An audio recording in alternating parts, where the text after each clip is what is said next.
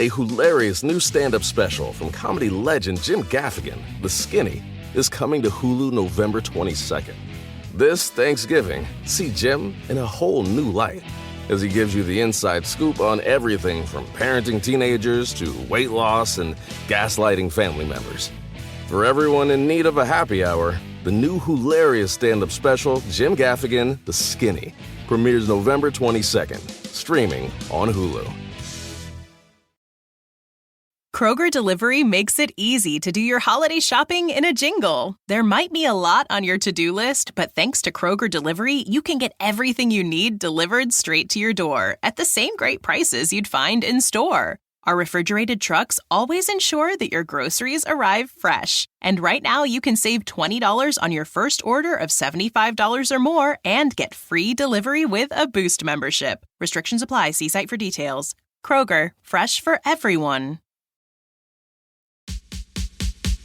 Ask me, ask Iliza anything. It's time to ask.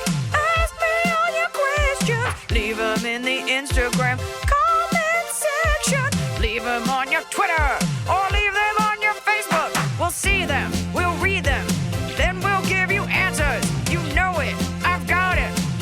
I've got the answer, the answer. You ask me, I'll tell you anything.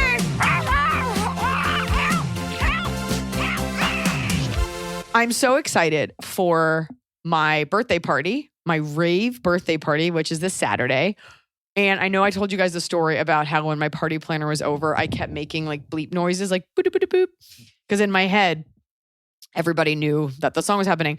I saw my brother this past weekend at Cache Creek Casino that I played in Northern California, which was an awesome gig. And I told my brother about the rave and we're talking and I just went boop, boop, boop, boop. And my brother didn't miss a beat, and he points at me and goes, "Bida-bida-boop, bida-bida-boop, brrr." He's like, "Sandstorm, right?" So there's at least someone out there who's on my wavelength, on my level. That's very sweet. Better Off Alone, Alice DJ. Super excited for that. How are you? I tripped on my way in here on the cat's ripple mat and like pulled something in my hand because I was carrying a bunch of stuff. So very cool, very cool. Your world is so small. I know. So small. But yeah, the next gig is Vegas, March 10th and 11th at the Wynn.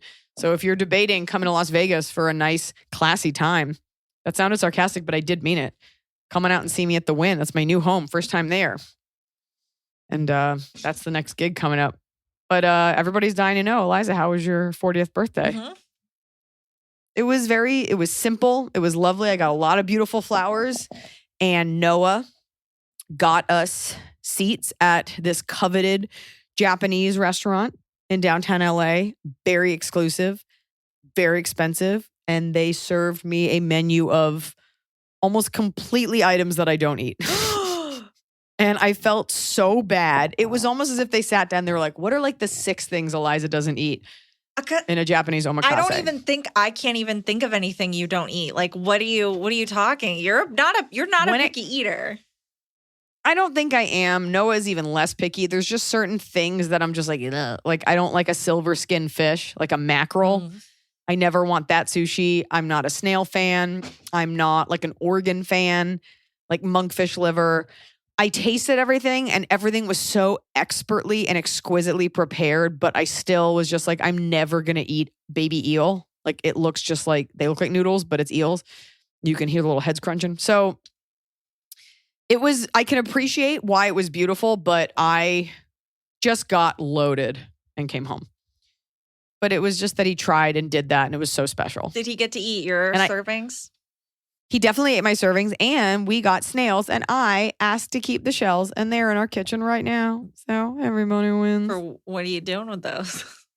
I'm just going to have shells. I think when you see a shell, you're like, it's gorgeous. And then you put it in your house. You're like, I live in Florida.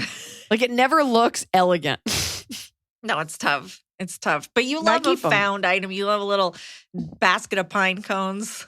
I love a basket of pine cones. I do. I love a little bit of nature brought into your house. So, folks, Do we have any updates? Well, this That would is make me so happy. This is post real birthday, pre birthday party. Next week will be post birthday party. Yeah. It's just all revolves around the birthday party, like the sun. It's 40. It's a big deal. Oh, shit. As we were talking just now, I realized today was my stepmom's birthday and I had written it down and the day was so crammed that, you know, those days where like you don't even look at your phone. You're just wall to wall because you had like a sip extra of coffee. So now you're just wired. So what I do is I take a screen grab of my Outlook calendar and I send it to people to be like, see, I did have it written down and I forgot, but you were written down. So really, you're welcome. What warmth and joy and computerized warmth. Just it's the thought that counts, not what I did. Hello, amazing people with all the answers. Love the show and anxiously await each week's episode. A few weeks ago, I had my wisdom teeth pulled and missed an episode, but the following week, I was so ecstatic to have 2 episodes to listen to back to back. I, 25 female, grew up in a small town in the South. My parents immigrated to the States from an Eastern European country 20 plus years ago, but by relying on their children to translate, have never gotten around to becoming fluent in English. They came with absolutely nothing, no money, no education or resources, but have the strongest work ethic of anyone I have yet to meet. Growing up, my mom cleaned houses and started her own business that I helped translate for and went with her to help clean. I always thought after high school I would take a couple of business classes and grow her already impressive and loyal customer base. But once I started college, I fell in love with the sciences and decided to pursue a career in STEM instead. Growing up in my hometown, we were the poor immigrant people that all the Southerners were kind to but looked down upon in terms of class. I stayed near my hometown for university and met a whole different set of people who still saw me as a poor kid, even as I was kicking butt in my degree as a scientist. I'd still help my mom out, and eventually people I knew started hiring my mom. A weird dynamic for sure, but while my mom was glad to have the new customers, I needed to draw a line because I didn't want to go to my peers' houses and clean their toilets. Not out of embarrassment of the job, but of the influence it would have, I need to be seen as an equal. Fast forward, I am now at a competitive doctoral program, a year from getting a PhD in material sciences. A specific, quote, friend of mine will in random text chains with me ask if my mom can clean her house. This person has asked me in the past to do so, also saying I was so good at cleaning even when I was already graduated and working a career job. Is it wrong of me to feel offended at this? I have no ties to my mom's business anymore. I live across the country. My professional social circle consists of people shortlisted for the Nobel Prize. And yet, I feel from this friend and others in my hometown that I always remain the poor immigrant kid with no class or status. Do I tell these people off, or do I just cut them out and accept that they will view me that way no matter what I accomplish? Thank you for your insight and wisdom. You will always have, I mean, I can hear it in the way that you're writing, like you live the American dream. You guys came here with nothing. Your parents did all this so that you could have these opportunities, and your mom started a business. It's all incredibly impressive. I get that it's because it's cleaning, like up after people. It's not about being embarrassing, but it's not the most prestigious job. It's not like your mom's a teacher, which is still not paid great, but at least, you know, you're not cleaning toilets. Nobody ever wants to admit that, like, that's not awesome. But what's awesome and impressive, and I think you are proud of it, is all of that. So I think you have some baggage from that. And I think you have to be okay with saying, like, I have no connection, or like, feel free to text her, LOL. Like, I don't run her. We're not affiliated. But because you are offended, that's why you're having an issue with it, because it is still very triggering. Mm-hmm. Because it's not like someone's like, oh my God, your mom makes the best cakes at Christmas. Like, do you think she'd give me one? And you're like, I don't know. Let me find out. And this person may not be seeing you in the light that you want to be seen. So you have to simply say, be like, I'm completely across the country and I don't work with her. Do you need her number? If they've done it more, but you're saying they've done it more than once. So that means that you've been like, okay, let me go check. Yeah. Well, and it sounds like this person, when they were at home, also helped clean the house because they would go help their mom. But this person has a massive, not unearned chip on their shoulder, like, understandably. It's annoying that people are asking that, but it is, you know, because I don't know how close you are to this other person. and you live across the country from them, like maybe they don't know what you're up to. Like, I don't know what material science is. Like, it sounds like maybe you're just a student working or something. So just for a second, maybe imagine that they're not coming from a place where they're seeing what you do as diminutive. Like maybe they're thinking they're helping you. And if they aren't, I don't think a lot of people wake up thinking of like ways to disrespect someone that they're friends with. She might be thinking you need that. And I think that it's worth, if this is a good friend of yours, I think it's worth being like, it's kind of like, I don't shine shoes no more from Goodfellas. Like, go get your shine box, you know? You have that chip. That's why it's charged. And so in the kindest, sweetest way, just be like, I can always provide you my mom's number. That's it. And just don't, if she ever asks you to clean, be like, I don't clean houses anymore. It's that thing of someone who's like, are you cheating on me? Are you cheating on me? Are you cheating on me? Because they're cheating. You're very worried. You're like, oh, other people think that this is a demeaning job because I think it's a demeaning job. Like you're saying all my friends are Nobel Prize future winners. All my friends, I'm doing something high class. I don't associate with that anymore. It sounds like the only person who really has a problem with your mom's job is you. And not to even say that you have a real problem, but that you've grown up your entire life kind of contending with how it makes you feel about what you're trying to accomplish. So I think no one's thinking about it. Or we don't know. So you just be like, I haven't cleaned your house in a while, LOL. Do you need my mom's number? Or just, I don't clean houses anymore. It's tough because you aren't speaking to them, so you can't infer anything. Or you could just not answer them.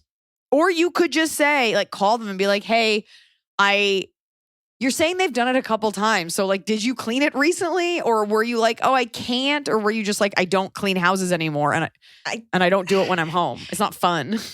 It could also be, so this person their parents don't speak English. So they've been doing the translating. So they've been doing the booking. So they're just like part of it. They're a part of the system. And I'm sure that when they were a kid and their mom was building this business and they had to be translating to book appointments, and they resent still being in that space of booking the appointments for the mom. Okay, so who books them now and just transfer them over to Loretta or whatever? Or just don't answer. If this person like really after all these years doesn't have a way to get a hold of your mom and your mom doesn't speak any English, like someone's doing it. Yeah. My bigger issue is that they've asked multiple times. So I'm just like, what have you been saying? But just be like, I'm not involved with my mom's business. I can pass along the number for you if you like. Very busy and then studying. Never do it again. Yeah, you could do that, but you don't like being looked down at and you feel that that's what's happening. And it might, or you're charging what they're saying. Mm-hmm. And once I Google what a material scientist is, I will get back to you.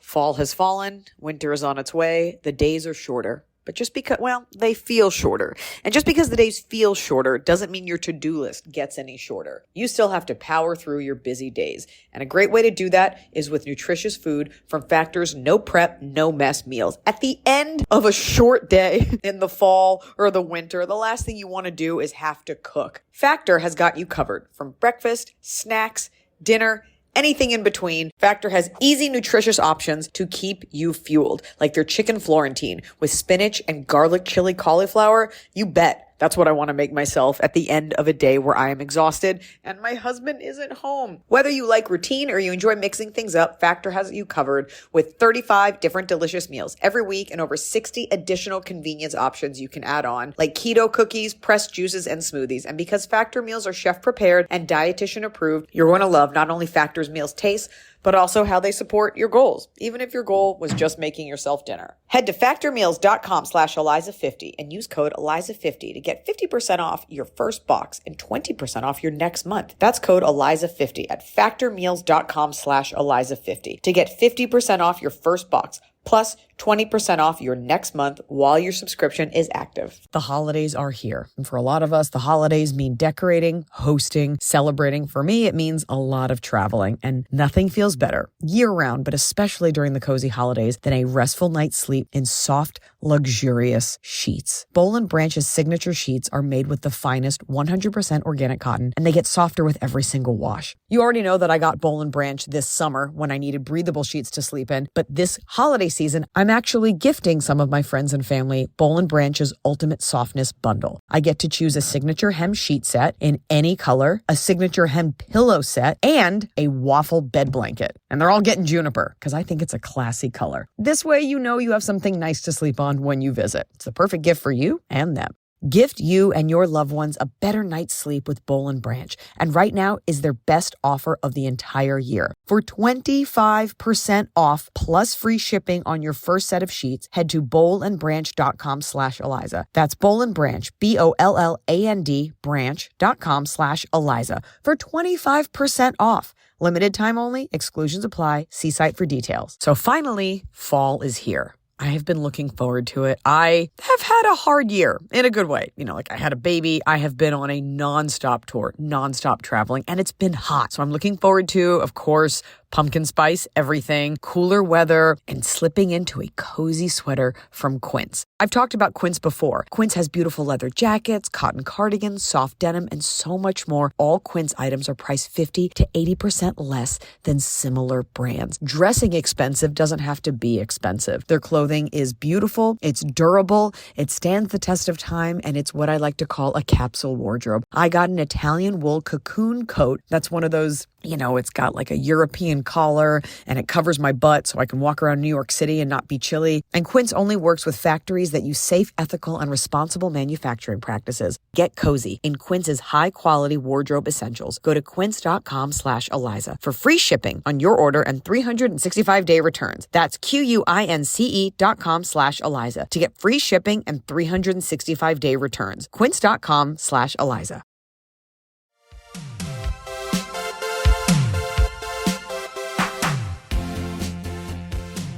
Anonymous bouncing battery baby here with love to everyone at the pod. I was listening to the latest episode and I had to share another phrase that Iliza might like. When I was a kid, my siblings and I were very messy, in part because we were brats who expected the cleaning lady to tidy up. Uh-oh. But when she did, our toys would go missing only to turn up in the weirdest places. Our mother explained that we were being subjected to punitive cleaning. And if we expected someone else to put our things away, we couldn't complain about where that was. As far as I can tell, no one else used the phrase that way, but I wish they did. I feel like it's not quite the same as malicious compliance, just for how laser focused it is on what we did to make the tidying necessary in the first place. Punitive cleaning. Like punitive damages. So what is the definition of punitive? By the way, if we had one of those big podcasts, we'd be like, hey, Kelly, look it up. Yeah. Inflicting or intending as punishment. I like that we both immediately Googled it. You know what? I appreciate that, Iliza. You're down in the producer muck. You were like, I need to look it up too. But I still look down on you for the job you do. Yeah, I mean, it's annoying because it's like, if that's it's annoying that kids don't clean up after themselves. But if that's her job, I think that's kind of bullshit, by the way. Then don't take the job. But that's kind of when you do a job, but you do it shitty, or you're like, oh, it's the same as doing a job poorly. It's like, if you want me to wash these dishes, they're going to get broken. I mean, it's a little bit, it's a more specific malicious compliance because it's I'm complying, I'm cleaning everything, but I'm going to make it a little hard for you. Yeah. I like that, punitive cleaning. If anybody else has any of these weird adjective, verb, adverb, noun combos, would love to hear them. Cuban speech. Hi, Iliza. Baby. These are all little things. These are all these questions are little things. I'm pissed about a little thing. What are I doing? A little chip. My little chip. My tiny chip. Next, I have a very important question for you about you. Hi, Iliza. Baby, Emily, Smoky Husky, and sweet Scotty Too Hottie. Longtime listener, first-time question asker. Firstly, saw you in my home country of Ireland and screamed teeny cheeny when you mentioned Tianfu at the gig. My main question is not wedding or relationship related. Simply, how the hell did you walk on your tippy toes during the Montreal gig back in the day? I saw you perform live in Canada just for laughs, and when you were doing the Drunk Girls on a Night Out, but you managed to do a ballet-style stance in motherfucking Converse. That's talent. Also, fried shrimp. That is the answer. I'm in Converse. They have a very thick, rubbery toe. I guess I just did it, but it's really hard to do in any other shoe. But if you have enough rubber at the toe, you can balance for a little bit. And I guess I just did it. I can still do it. I just have a lot of quad control. I don't know. Maybe it's big toe control. I guess it's just one of those skills that I take for granted. I guess that's my answer. It's not like a magic trick. I bet you could do it too with like a balance bar and some Converse. Here's the truth. I had coffee and I drank it all day, and then I drank it and I realized, oh my God, it's 4:00. I'm still drinking this coffee. And now I am like rocket ship to the moon. It's very hard to sit still. If you drink coffee past a certain point in the day, It's too late. I don't know. I'm going to need like a horse tranquilizer to go to bed. Which, by the way, which just means I'm answering double questions because I'm going so fast, so speedy, so thorough. Hi, Iliza and crew. To your listener who wrote in about their mom being a poor gift giver. My mom wasn't great at giving gifts, and this is how I got around it. I spoke to my mom and explained that I have a particular style and only like to buy things I need rather than own a lot of stuff. If she insists on giving gifts, I'd much rather experiences, time together, dinners, tickets to shows, including yours, outdoor activities, cool creative workshops, time away. That way I get more time doing things I love. And when she brags, it's things we've both benefited from and done together. It really helped our relationship and removed a lot of anxiety around gift-giving seasons. Thanks. Your mom's like, great, I'll just give you tons of couples massages where you rub me. I feel like the questions about those are always like, we tell them we don't want it or we want other things and they don't do it. But that's great that Emily is sourcing answers for the questions. These people come to me. Soon they're just going to answer each other's questions. And you're just going to be an Becomes AI. I basically become like Angie's List. I'm Craigslist Which for is now just Angie's, I believe. no lists. What happened? They must have, the Craigs associations were too negative. Like, we want hookers to find work on our page. We want creepy male roommates to find their next victims on our page. Yeah, that's a good idea, actually, to say, I'm really interested in these types of gifts. I just hope that the person hears that or doesn't give you like a weird, like, it's sponge making with your grandma. Yeah, these people I feel like have been specific and people are just like, well, I gave you something anyway. The answer is, I think a part of life is enduring weird gifts. Yeah. And it is about the person giving it. Rarely is it about you. And if those two things can be on the same page, that's even better. But you will go through life just donating a lot to Goodwill and just never think about it again. And some people are really naturally good gift givers, I think. Like some people remember exactly things that you've said or they know exactly what you like. I think it's a skill, just the way that some people remember birthdays. My manager, I'm not a name brand person, but on Instagram, I posted a picture of these white boots that I got for my birthday rave. And they weren't, I don't know if they were cheap or expensive because everything's expensive. They were $100 and they're made of like garbage plastic. And I got them on Hollywood Boulevard. And they make me so tall, but I don't think they're designed with like a human foot in mind. Like I'm afraid that I was going to bring a backup pair and I was like, this sucks because they're great for the outfit. And I've been having like anxiety about these shoes and how once I take them off, the outfit's ruined. My manager gifted me for my birthday because she can't be there. Also, it's my 40th birthday, a pair of white Prada, like heeled boot sneakers that have like mini fanny packs attached to them. They are so fucking sick. And it's something I would never buy for myself. Well, she's just so cool. Your manager just dresses. She just knows like the cool spots. She knows the cool clothes. Such a fucking flex. So those were dope. I'd still rather have her at my party. But what was the point of that? We're talking about gift giving. So, how it's a skill. Some people are great at it and they put, I think the truth is a lot of people don't put real thought. Because if you really sat down and thought, I mean, look, that's a lot of money and you're not expected to do that, but it could be a card you write. It can be, oh, I know that you like this coffee. I know you like baths. I got you this seasoned bath salt subscription. But I think people give you a gift sometimes that's fun to give for them. And then you're like, cool, how many of these like photo books of like blurry pictures do I need? So there's that. Hello, Iliza and Emily and all otherwise involved. I'll get right to it. My boyfriend, let's call him D, and I have been together for 3 years this February. I love him so much, and I think he is the coolest. Our relationship is great. While we've been through some challenges, my cancer recurrence after only 1 year together, along with some family struggles on his side, I always thought our ability to talk to each other and his patience really kept us in such a good spot. D is 30, and I'm 28. I began graduate school across the country. We're from Montana. And he stayed home because he runs a business there. So we've been doing long distance since August 2022. He visited in the fall for 6 weeks. Then I went home with him over Christmas for 2 weeks. Now we're in the spring semester and he hasn't booked his flight to visit me again while I'm in school, but he plans to. A few days ago, Dee told me that he had been reflecting on a conversation we had recently where I expressed some frustration. I was feeling like Dee doesn't actively think of me in his future planning. For example, I have to ask multiple times when he'll visit, and then he plugs me into his schedule that he thinks will work for him instead of talking to me and working through the best times for both of us. He told me over the phone a few days ago that he doesn't really see me in his future, but he sounded so conflicted. He said the distance has been a lot harder since January, and he's not sure that he is, quote, in love with me, but he, quote, loves me. He was crying, and this is so unlike him in general, and honestly, I feel more worried about him than worried for myself. We talked for a while and we're sad. I really just feel confused, like it does not make sense to me that he isn't in love with me. I know he loves me so freaking much, and he's very attracted to me. Where's the difference between in love versus I love you? He's going to visit me in a few weeks, and I am glad but also nervous. How do we talk this through with complete understanding? He isn't the best at sharing feelings, and then I hear that he's questioning if he wants to be in a relationship with me moving forward. How do I respond to that? How do I reassure him?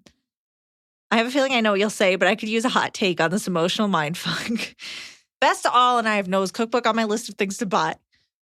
I love that. The difference between in love versus love is in love is I will find a way to visit you no matter what. And love for you is we will figure it out. And you're doing the girl thing where like, this guy is telling you I'm not in love with you. I don't see you in my future. And he's hurt because he's not a bad guy and he has feelings and he's bummed out, but he's real. He's telling you who he is and how he feels. And you're like, I don't get who you are or how you feel. He is telling you, and he will come visit and it will be uncomfortable and you will have some weird sex and then he will leave and he'll probably won't call you for a little bit. It doesn't have to be over, but I think the best thing to do is to just give it some space. So this guy is back home, back in Montana. He's running his business. He's doing his life things. And you are in grad school. You guys are both doing intense things. You're like fully living your lives. And there may not be room. You're making room. You are the busy. I mean, I guess he's pretty busy running a business, but like you are off pursuing your dream and you are making room for him. And he is not even from a bad place begrudgingly, but like sort of doing the same. When a man loves you, he will move mountains.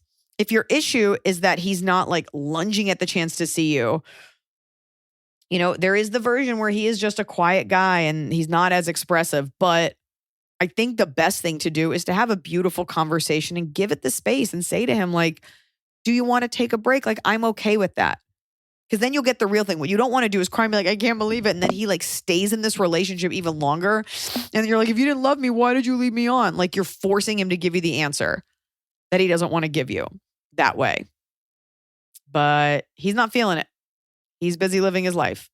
It should be the other way around. Like he should be like, I can't wait to see you. Like it should be equal at least. You don't have time for this.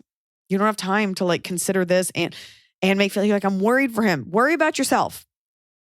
Worry about your feelings and protecting your feelings and finishing grad school. Yeah. Don't let this affect your studies either. Hello, Iliza, Emily, Hot Scotty number 1. Hit it. Hot Scotty. Smokey Husky, and the rest of the AIA cast and crew. I'm currently working on my master's, humanitarianism and conflict response, and am slowly beginning the job search process. The one thing I hear from everyone in established and fulfilling careers is that the career path will not be a straight line and new and interesting opportunities will present themselves along the road. While I feel like I have taken this to heart, it is so hard not to get overwhelmed by the unknown as I start this journey. Iliza, as someone who has stitched together a career through comedy, and Emily with your recent career change, do either of you have some words of wisdom as I set out on my own career path? Thanks. Sophia from Austin, Texas, but studying in the UK. Well, as a stand-up comic, if there's one thing I'm well-versed in, it's conflict response. Look, we don't do anything. I mean, I could sit here and be like, here's how our jobs are similar. The only thing, this is a huge part of show business, which is so unstable. You don't know till you go. You don't know till you go. And what will happen is you'll look back 5 years from now and you'll be like, wow, like look at all these weird little things that led to the eventual job I had. show business is a lot more cobbling together. I'd imagine yours is a little bit more direct in that, like, you apply for a job, you get it, you create stuff. You're not gonna know. You have to be okay with that. You have to be confident in your abilities and what you've applied for and open to the fact that things take time, things won't go your way, but there's no crystal ball. Like, you can't get frustrated. And this is life. This is anything. This is leaving your house. And so just being open to that and just knowing, like, I hate to say, like, it's about the journey, but it's like, keep your head down, be intrepid, and keep moving forward. And, like, never lose your hustle. Because you have a finite amount of time to do these things. And just be open to it. Somebody asks you to do a study somewhere. Somebody wants you to take a crazy job. Like, I'm always pushing myself to take gigs and jobs that, like, kind of scare me or that are out of my comfort zone. And sometimes I don't get anything from it. Sometimes I do an audition that I know I'm not going to get. And I don't. But at least I tried. Like, at least I can say I tried. Constantly scare yourself. What about you? I mean, I take a pretty linear path. I don't like change. I think when you have a degree like humanitarianism and conflict response, you go where it calls to you. I have a PR and a psychology degree, so I kind of am just like, hey, do you need somebody who can speak and write stuff? And they say, okay. Yeah, you're a house cat. But I do think I had to convince you to do this. You were like, no, I just want to die alone in a hole. And I was like, please come do this podcast and let people love you. I think the benefit of having a degree like that, like, you're guaranteed a position, a paycheck, like, you have a job. And you have a job where people need you. It's not like you're a street performer where it's like, nobody wants this. So just buckle up. And if you do your job well, like, get ready for a lot of people to want you. And that's it. Just have fun with it because you're going to be so old one day. Oh, if you're lucky. Yeah, right. Yeah. I'm just always I do my best to always say yes. It doesn't always work out, but at least I'm cooler for having had these experiences. Like the one time I didn't meet, but stood next to Tom Brady in an elevator. And I'm different now. Kick it.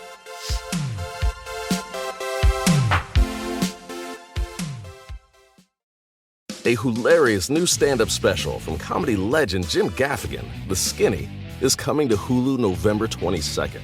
This Thanksgiving, see Jim in a whole new light as he gives you the inside scoop on everything from parenting teenagers to weight loss and gaslighting family members.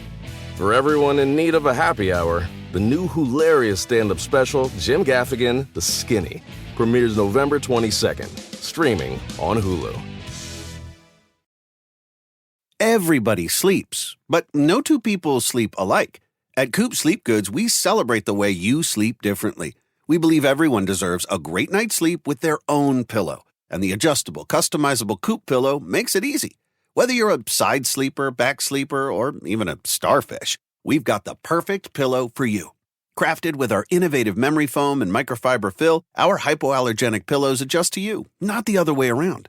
Just tailor the fill for the perfect fit.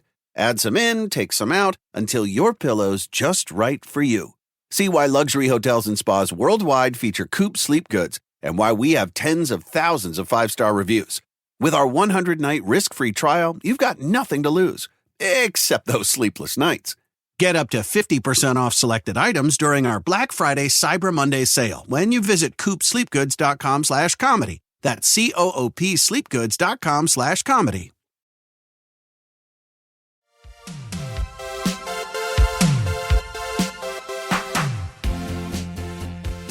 Hey, Iliza, Emily, and all the furry friends. I love the podcast. Been listening from the beginning. I'm a huge stand-up comedy fan, and Iliza is hands down my favorite.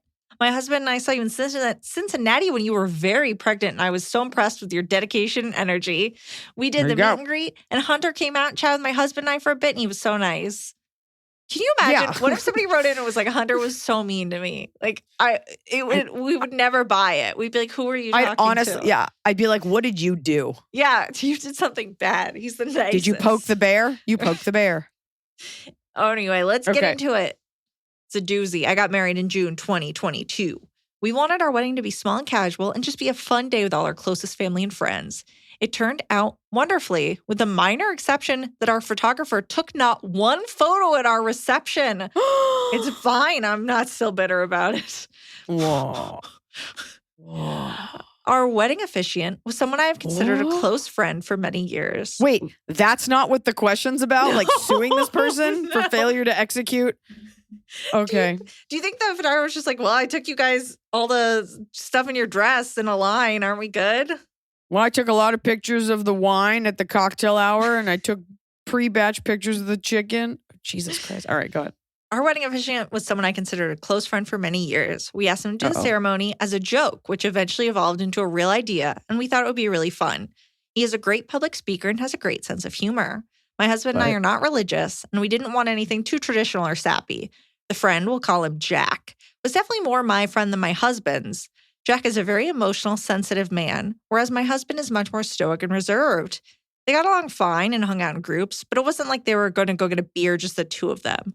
Jack and I had gone on a couple dates years ago, but nothing really happened, and we both realized we'd be better as friends. My husband knew this going in and was fine with it. He's very secure and trusting of me. This year, things seemed to really shift with Jack. He'd always been very social, often going out many nights a week, staying out late on weekends, some work-related, some not. This year, though, it amped up, and he would often be out most of the night, even on weekdays, leaving his wife and 4 kids at home without him. I was friends with Jack first, but have since become great friends with his wife as they met after Jack and I had become friends. We have a little friend group of about half a dozen people, and we always tried to make an effort to get together once or twice a month and kept in touch almost daily through a group chat.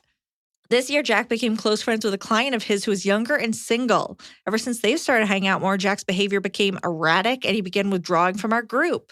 At my bachelorette party, Jack showed up to the nightclub where we were dancing almost the instant his wife left. We were all drinking and dancing as you do at bachelorette parties. He was extremely handsy with me, and every time I'd move around or try to dance with my girlfriends, he'd pull me back towards him and be inappropriate. I called it a night pretty quickly after that. I woke up the next morning crying and panicking that I couldn't let him perform our ceremony after that behavior. After talking over with my now husband, we decided to chalk it up to a night of drinking and stupid behavior. And then it wasn't worth it to have to explain to everyone who knew he was doing the ceremony and blow up our friend group over it. The week of my wedding, Jack went missing. All day and night, his wife and kids couldn't get a hold of him, and he wouldn't answer any calls. Him and his wife have tracking apps on their phones. His location was at a hotel less than 15 minutes from his house. We all know what's happening. The photographer friend drove there and reported back that he was all right. He claimed that he had gone out for drinks with a client, drank too much to drive home. I called bullshit. Nobody does that less than 15 minutes from their house. His wife tried to believe him and moved on. About a month after my wedding, while out for beers with a friend group, which Jack's wife attended, Jack pulled me aside to tell me he was planning to divorce his wife because they had too many differences. He told me he hadn't told me before because he was afraid we wouldn't let him perform our wedding ceremony.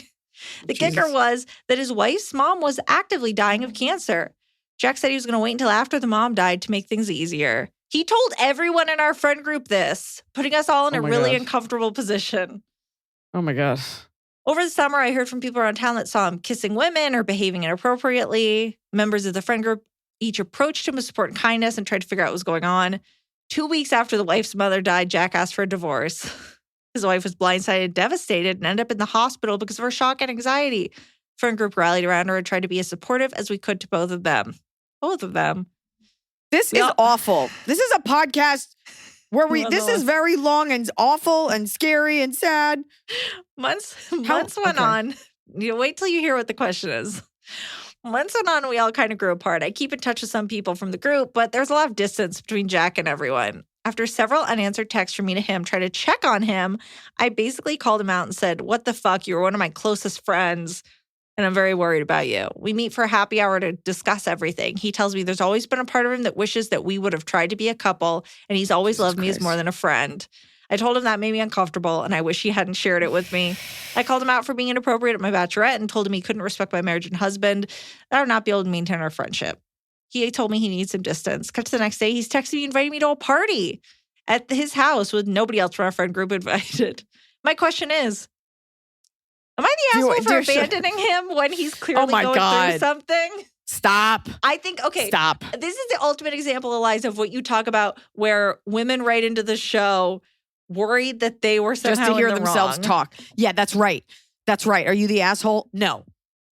I will say, this is not, I don't want to be like one of those things where like, well, what were you wearing? I think you have had some inkling of an idea that this guy holds a torch for you. And your husband kind of knew it too. But he hadn't done anything wrong. And I get it. Sometimes like, well, we're friends. And when I started dating Noah, there were like one or two guys in my life where Noah was just like, I don't like that guy. And you can be friends with him and you can invite him, but like, I don't like him. And eventually, and like, those are men that like, we were friends, but like kind of had a thing for me, but it's okay because we're dating other people. And eventually those people just kind of go away because you're married.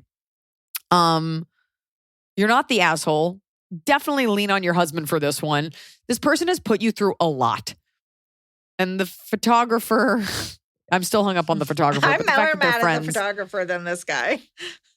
This guy is showing such horrible character. It's not like he was getting a divorce, which would be fine, but like all of these things lined up. Telling everyone that he was going to leave the wife, but the wife, leaving right after that, cheating on your wife. And again, you can still be friends with someone who is a shitty husband, but telling you he has feelings for you, like, why do you want to be this person's friend? And you're friends Why? supposedly with his wife. I mean, and you're worried about how this guy's doing. Everybody in your friend group reached out to him to try to help him. He wouldn't let anyone help him. Like at a certain point, you got to let him go. Cut your losses. Yeah, and it's so easy to do. Be like, sorry, it made me uncomfortable and my marriage comes first.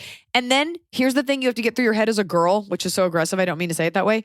It doesn't matter what their response is. There are some things in life where you're like, this is my answer. This is not a conversation. Like, it doesn't matter if he says sorry. It doesn't matter if he takes it back. It doesn't matter if he still wants to be your friend because, say it with me, you don't need that friendship. And I'm sure your husband, sure as shit, like isn't pumped about that either. There's no place for this person. What's the best outcome? That he meets someone, gets married, gets healthy, is in a great relationship, and like you guys hang out knowing that he always has had a thing for you. The kindest thing you can do for him is to be like, I think you're great. I just can't it's too uncomfortable. I can't put my marriage and not so much in jeopardy, but like I can't have that around my marriage. That's protecting your marriage. Well, and it's disrespectful to the question asker that this person just keeps making moves. Yeah. And like, by the way, like cool liquid courage, you were like gropey, like on your bachelorette party, like you don't fucking need that. No, you're done. Get your husband to listen to this so he can nod his head in agreement with me. You're done. You can't do that. Now that you fully know, now that it's not like, I don't know, maybe, well, he's still my friend from this, my friend from that. Now that you have rock hard proof, why would you still be friends with this person? Is he that incredibly funny? Does he get that many free Bruno Mars tickets? Like, if it were reverse and your husband was like, she's been my best friend since middle school, and she like grabbed on him at his bachelor party and then confessed that she loved him, like, would you want to hang out with that woman? No. You're done. You're not the asshole. You know you're not the asshole, but you needed a celebrity comic to confirm it. So I'll go call you one. Kablam! Hello, AI crew. I've been a long-time Iliza fan. Love seeing you in Denver and adore the pod. It's been a joy to listen to. I have a question I'd love to get your input on. My in-laws just got a 4-month-old border collie puppy, and I love that for them. God. But my husband Did she send pictures? No. Did she send pictures? No, this post is not about how cute the dog is. I've got a Google 4-month-old border collie. Hold on. Just Google border collie. Oh my God. Oh my goodness. Tianfu just looked up. Oh my God. Go back to bed. She's Go jealous. back to bed, you beast. Okay. My husband and I have 2 small children, 3 years and 5 years, both boys, and we are expecting our third, a girl, in the next 2 weeks, and have consciously made the decision to not have a dog in our house at this time. My in-laws are expecting to stay in our house while I'm at the hospital giving birth with the puppy. So am I the asshole if I don't want their dog in my house? They would be sleeping in our master bedroom, and the puppy does have a crate, but I just don't like the idea of a rambunctious, super high-energy puppy in my bedroom, peeing on the carpet, chewing on my bedpost, my in-laws bickering with each other about who is supposed to take the dog out, etc. And then my young children are already dealing with a massive shift in their life with the addition of a sister, also having to navigate the frenetic environment the puppy will bring. My husband wants to support what I want, but also doesn't want to upset his parents. So he's leaning toward just having his parents stay. His parents have said they, quote, really want to be involved during this time. However, I've made a Plan B arrangement with our nanny to stay the night, and at this point, just wondering what the best course of action is. Should I feel in the right to put my foot down and ask my in-laws to not stay with the dog, or should I chill out and let them bring the dog and stay for a night or two? Thank you, Francesca. It's both. First of all, you're having a baby. So the fact that your comfort and peace of mind isn't at the forefront of everyone's mind is so fucking selfish. It's up there with like wedding stuff. You're having a baby. It's whatever you want to do. It is a little annoying that they want to bring the puppy. The puppy may not pee on everything and he may not bite everything. You don't want to think about it. Why are they staying in your master bedroom? Where are you going to sleep? Master bedroom when you're giving birth. Are you going to be in the hospital and you just aren't going to be there? I think so. She's going to be in the hospital. So they're going to be there taking care of the kids while they're at the hospital. And so she's like, I've arranged a Plan B of having the nanny come stay with the kids because the parents are going to come over with a puppy and the kids are already like, oh, new baby's coming. It's a lot going on. Well, it doesn't really matter if the puppy's super well behaved and it doesn't pee and it doesn't bite on stuff. Like, you've asked that not happen. I think the kids can handle both. I think the little kids would love a puppy. You don't want to come home to a mess. You don't want to come home. And there's no way that they can't guarantee that. I don't think, and I get you don't want to excite the kids about the puppy and then you bring home and then you take the puppy away. It's whatever you want. You're the one having the baby. It sucks that they just got the puppy. Maybe they can come a little later or maybe they can visit, keep the puppy at home and come. They should be listening to what you want. If they got someone to take care of the puppy at their house while you were giving birth, would you want that? Like, I think she's okay with that. You want them to stay there and it's the puppy that's the issue, in which case tell them to get a dog babysitter. Or is it that thing, and I do this too, where like you're building it up in your head. Meanwhile, like these people are extremely clean, always respectful. Like, are they kind of like, why don't you trust us? You know, are they the kind of people that you don't want to come home and it's been a mess, but you also don't want to like get your kids riled up and then there's a baby and then there's a puppy, or it's fine. People do it all the time.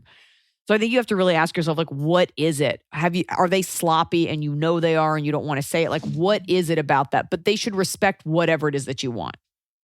That's it. Mm-hmm. That being said, we had a power outage here these last 48 hours and we just got power back last night, which is, if you're listening to this podcast, a couple days ago.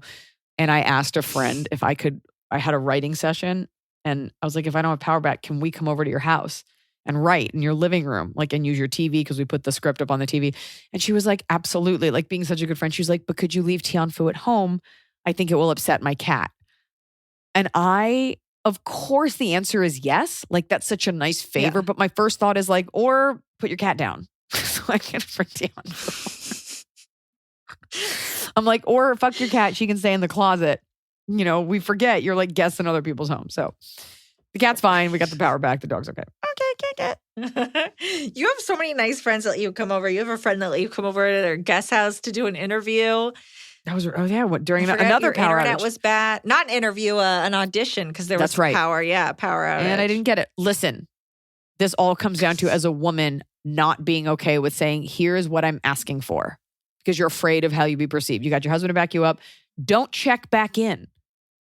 We really don't want the puppy here. I think it's too much. Thank you for understanding. Done. It doesn't matter what their response is. And then just like never check that text again. Or let your husband deal with it. My name is Lauren, and I started listening to your podcast a week before my freshman year of college. You've been the most significant part of my life that has shaped me into the person I am now, besides my parents. I listen to every podcast and watch all your specials. I've never been more confident and sure about what I want out of life because of you. I'm the most confident person at the bar, going up to men and flirting with them because of this podcast, LOL. I love that. All the fantastic advice you've talked about, I use every single day. Now I'm in my last semester of college and graduating in May. She's like, now I'm failing out of college and no one likes me. It's your fault. How do I enjoy my last semester of college without stressing about finding a job before the end of college. I love college and enjoy my major, sports management. I'm so nervous about finding the perfect job. I have a lot of experience in my field. I interned for my college football team and an MLB team over the summer. I can't stop thinking about life after college, but I want to savor my last semester. I've applied to over 100 jobs and they have yet to work out. Any advice about my situation is welcome. Number one, this person sounds like they're in a comedy, a teen comedy about college. She's like, I've had 4 perfect years of college. Yeah. I'm very confident and I work for the sports Then she team. hits her head and has to go back to college, just sort of graduating. First of all, get someone to look at that resume. Second of all, I think you're like only sending your resume to what? You're going to say it's like an issue in the market? No, I'm going to say, get someone to look at it. Tailor your resume. Do not shotgun blast applications. Apply to 5 things that you spend a lot of time on your cover letter and tailor your resume using the keywords that are in those applications because everybody is applying to a million jobs right now. So you applying to 100 with okay applications, not going to get you anywhere. Apply to 5 with really tailored applications. And listen to me, like, I don't know what kind of teams you're going for. I'm sure everyone goes for like the top NFL, NHL, MLB teams. There's farm teams. There's other college teams. Use the resource. I know you didn't ask this, but I'm telling you, use whatever connections. Squeaky wheel gets the grease. Is there an alumni? Like look up the alumni dictionary. Is there somebody in a sports organization that went to your school and they don't even work in management, but they work in the marketing for the Pistons? Send them a fucking email. Send emails. Can I take you to coffee? I would love to pick your brain about how you got to where you are in your career. I'm trying to figure out what I want to do in my career. Like, I would love if you have a few minutes to chat. Like, because a resume, somebody will connect. Is great, but like somebody vouching for you and like handing your resume over to just someone else in the company puts you at the head of that pile. You can do both. When the anxiety about worrying about your job becomes too much, then realize, hey, I still got this semester of college. It's cool that you're realizing life as you're living it because that's very hard to do. So the answer is just do what you're doing. Like take that break. But I don't know. I feel like your mind is kind of drifting toward the future and that's very normal and good because I promise you, there are people who not only have been applying since before you, but are like getting their tools even more sharpened. So you're right to worry about those things and you can take it easy. But what will be less stressful is if you know you have a job coming out of college or at least a prospect versus like, okay, I surfed all summer. Now what? You don't want to get left in the dust. So put your energy toward that, knowing you can stop and take a break and just really savor the time with your friends, just taking a minute to like take it in. Right. If you set reasonable goals, like I'll apply to 2 jobs a day or I'll reach out to 1 person a day. And then you can kind of like mentally check off, okay, I did that for today. The rest of today, I don't need to worry about it. Yeah. I love a treat like that. I know that you didn't write in asking for that. You're like, how do I chill out? We're like, there's no time to chill out. You got to send a cover letter. Those are our answers. Okay. Hi, Iliza and Emily, gang, longtime listener, first time emailer. I have a friend from childhood. Like we went to preschool together and then my family moved away. Our moms are still best friends, but this friend and I are not. Uh-oh. I was a bridesmaid in her wedding 8 years ago. We have not seen each other or talked on the phone in a few years. We text occasionally, but not super close. Okay. Anyway, she asked me to be her baby's godmother. The friend who they have asked to be the godfather lives several states away, and we don't know each other. I asked her what the title of godmother means to her. Don't they have to if be it's married? more- Don't the godfather and godmother have to, you're going to split the kids guess up not. if you die? That's weird. Well, if it's more superficial, like being a positive influence and support, moral compass, whatever, but she answered that it would also be legal guardianship if something were to happen to her and her husband. I don't feel comfortable agreeing to these terms, given I don't feel that close to her and have never met her child. We live far apart. I know we won't see each other much throughout her child's life. If I tell her no, I feel like an asshole. No. Do people agree to these godparent titles in hopes that the guardianship component will never actually be necessary? Am I overthinking this? I'm certain if I tell her no, our relationship will be over. I guess I'm just wondering how serious these titles actually are. I don't want to promise something I can't actually follow through with. Thanks for any insights you have. I always appreciate your level-headedness. I'm an engaged 35-year-old female and do not have any children. I don't know if you want children. So there's also that. Like maybe you don't want children or maybe you only want your own children. So only you can answer that. I don't know how legally binding it is if she names you on the paper. I feel like that's another movie premise too. Like, what do you mean I was named? But let's say it is binding. if you don't want that responsibility, I think it's so respectful to be like, that is so sweet. I know we've known each other a long time. I don't think I'm in a place to offer that.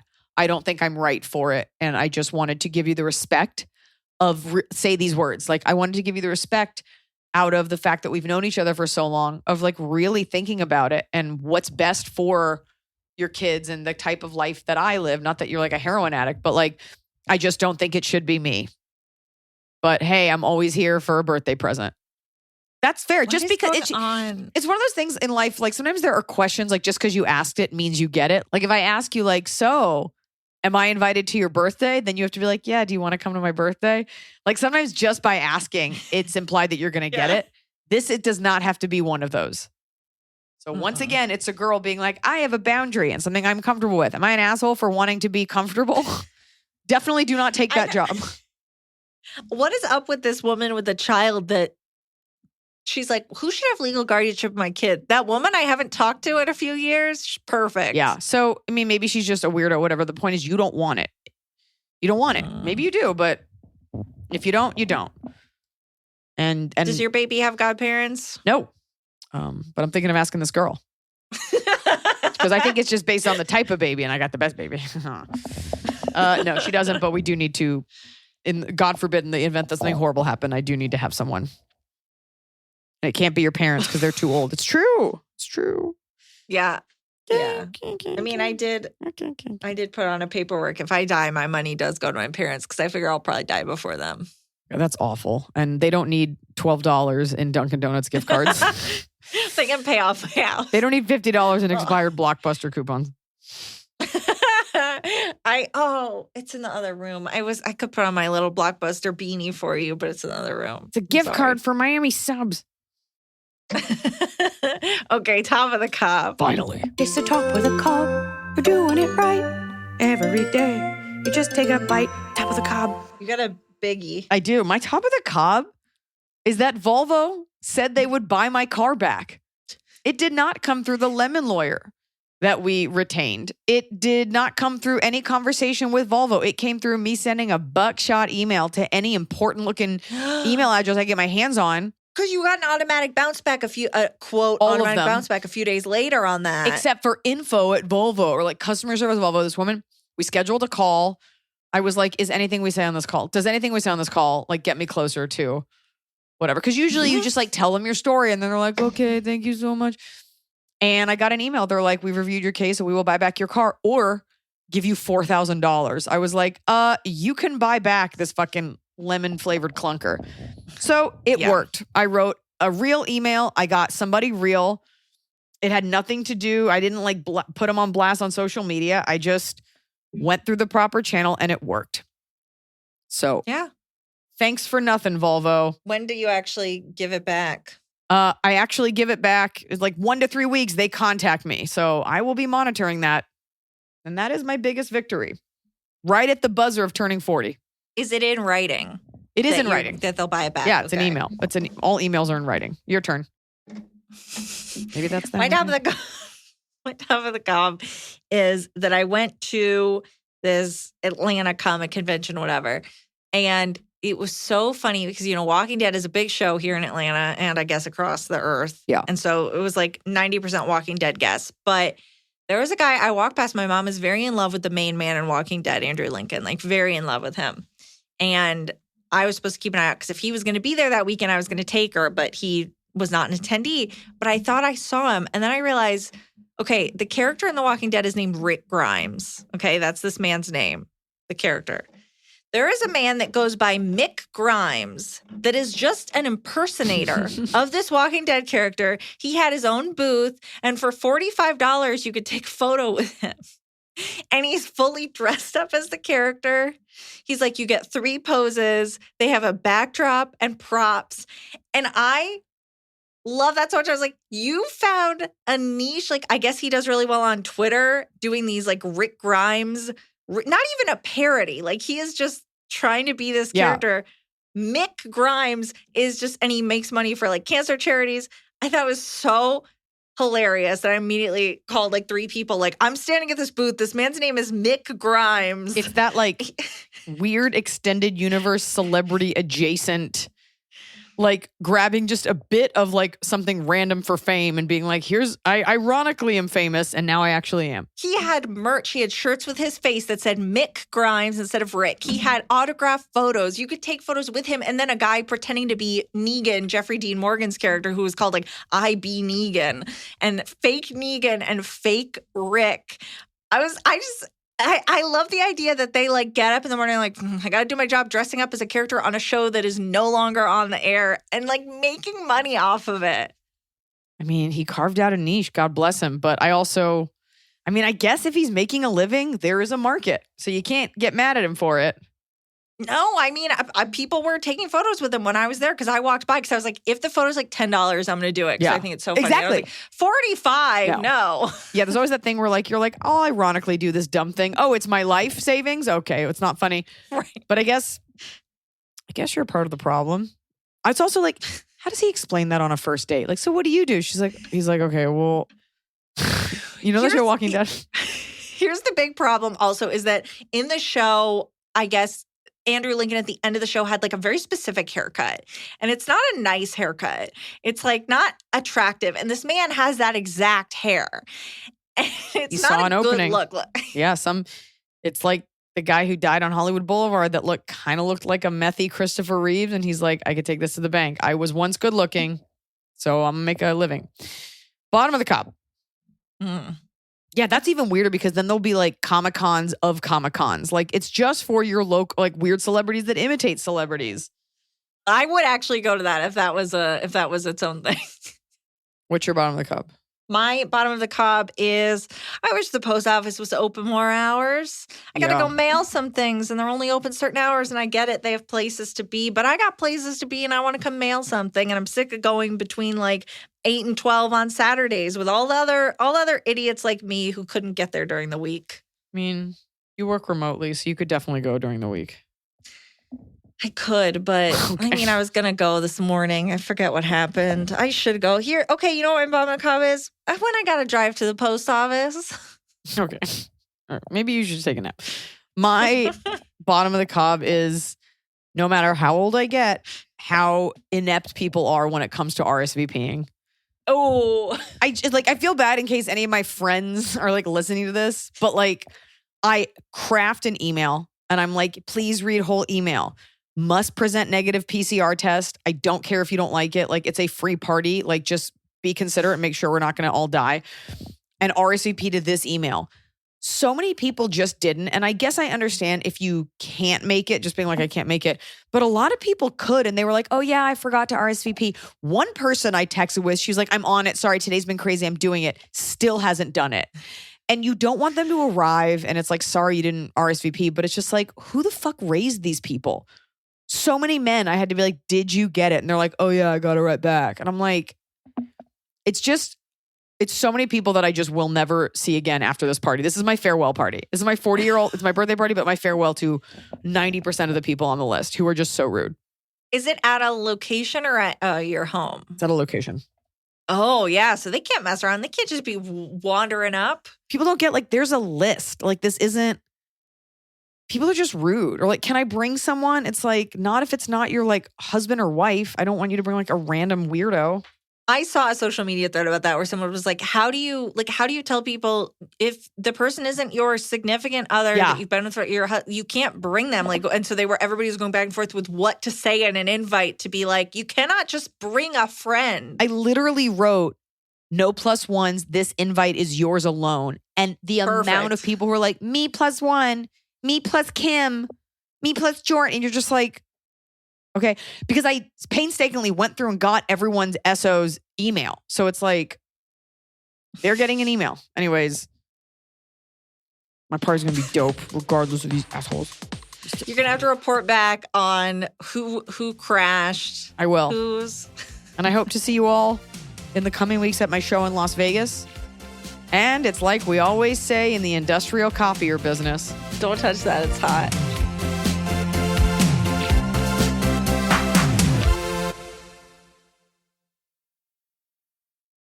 It's time time to have your high five moment with High Five Casino, the top social casino where the action and real prizes never stop. Fun spins and big wins are right at your fingertips with over 1,000 games, including High Five Casino exclusives. High Five Casino is always free to play with free coins given out every 4 hours. Sign up today for a free welcome offer that can get you spinning and winning right away. Visit highfivecasino.com. High Five Casino. No purchase necessary. Void where prohibited by law. Must be 21 years or older. Terms and conditions apply.